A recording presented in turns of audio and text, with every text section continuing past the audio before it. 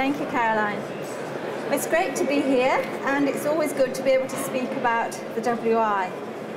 Now, a couple of years ago, I would have spoken of how the WI was trying to draw society into the green revolution, and the word green would have been aspirational.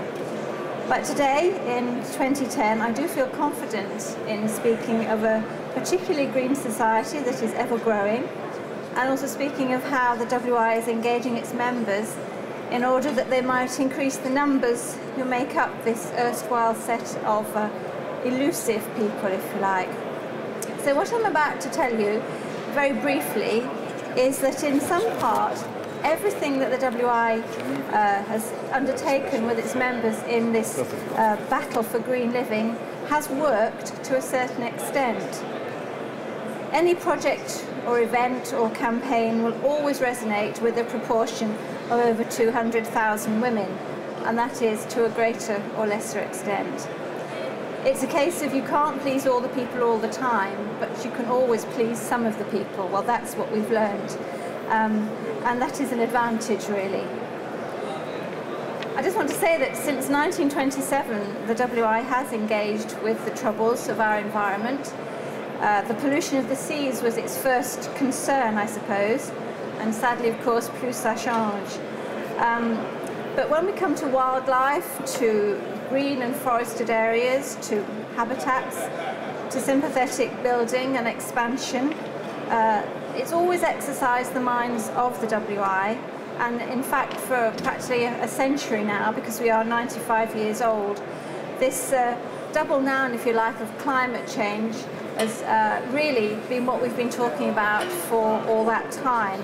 We've already been on the case, if you like.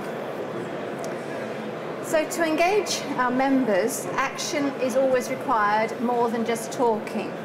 They always want to do something. So in 2006, we launched our packaging campaign, and that was to reduce excessive packaging on foods, especially and in particular on fruit and vegetables. And this happened in tandem actually with a call for a reduction and the eventual removal of the plastic carrier bag, and something that the general public had long bemoaned. So we took several actions. First of all, we returned packaging that was felt to be excessive, or shall we say less than necessary. We left non-essential packaging behind at the point of sale, and we tried to speak with managers of shops, supermarkets mostly. Some of them said they'd been sent home ill when we asked, but that's another conversation. I think we were among the first to produce our own reusable cotton bags, and it started people talking, and we received quite a lot of praise for actually doing something about what we'd all been moaning about for so long. A campaign which came about in the midst of our 3-year project, which was begun the year before, was something we called 90 at 90. When we became 90 years old, we wanted to look back down those years to see how not only our environment had changed, but the way we lived had changed, and what impact it had on climate change. And so we looked at 3 areas of living. We looked at food production, we looked at travel, and we looked at household appliances. And of course, when they change the habits of a society, and that is what's been happening in the last 90 years anyway. So the facts that we gleaned here actually showed in part just how the rise of the CO2 levels came about. All our labour-saving devices and our imported exotic food and all the travel, that was all storing up the CO2 that we now have to address and the problems of it. From this, we formed our eco-teams, which some of you have probably heard about. They're groups of 6 to 8 households who meet together for approximately 4 months, and once a month they speak of a different issue which eventually will affect climate change and the environment.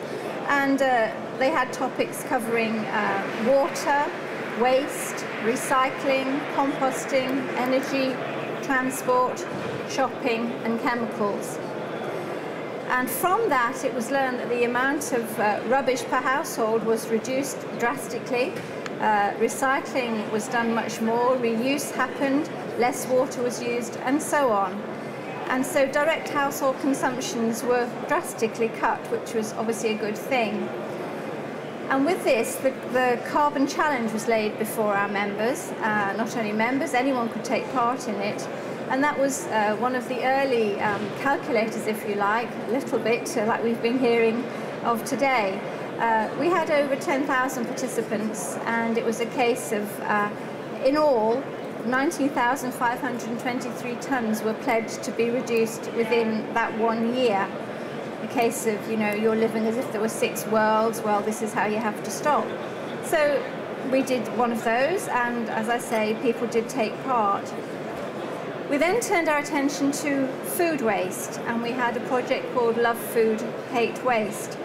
And this again was engaging of groups. We had 8 to 10 people in any one group, all wanting to know, I suppose the basis was, of how do you save money when it comes to food, and if you can stop food waste at the same time, so be it.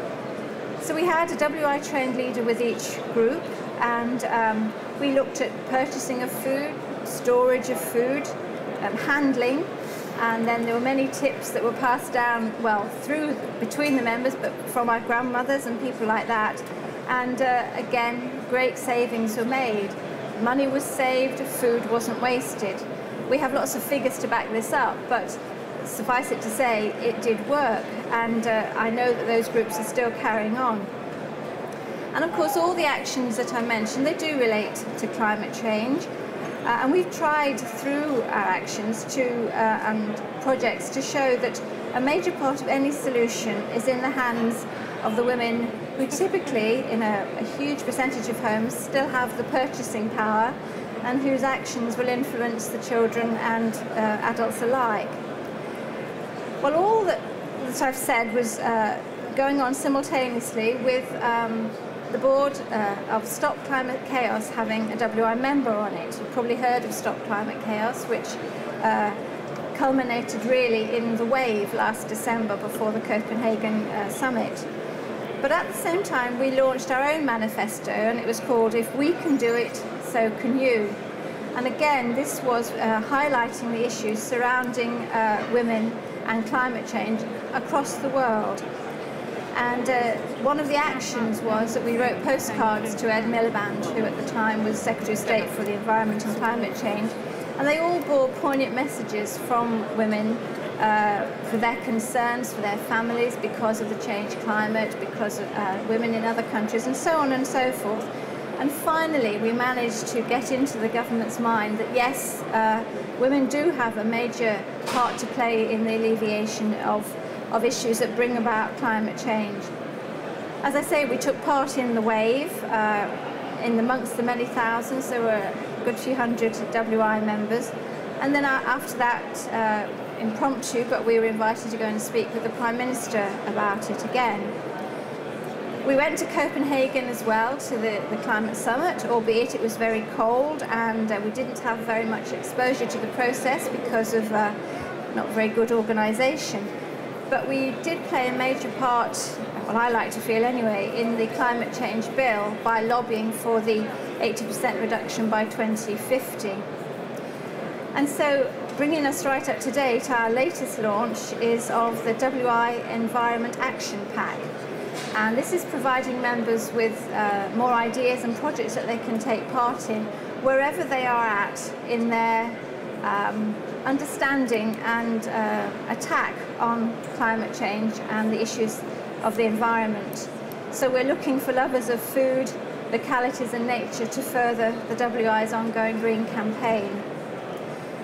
Back at home, as it were, in our Oxford College, Denman College, we've had recent building works all done to green standards. We have ground source heating and insulation with sheep's wool and all kinds of things like that. In our head office in Fulham, we follow the Green Code, and we're even down to lack of paper in that we do all our meetings online. We use email and just use the computer. So just very briefly there, I've told you of the successful actions, and I've told it in a positive manner, but of our 207,000 members, there's still going to be skeptics. When we began, many already were taking action. Many went back to their old ways, as it were, of using old-fashioned methods. And others learnt things for the first time, and others take no notice and still do. So it wasn't a piece of cake. There is still work to do. We have had to work at times to convince members of the rightness of green and of future resources. But in all that I have said, notwithstanding, I always will say that our best advocates have been the members themselves. Thank you. Thank you, Ruth.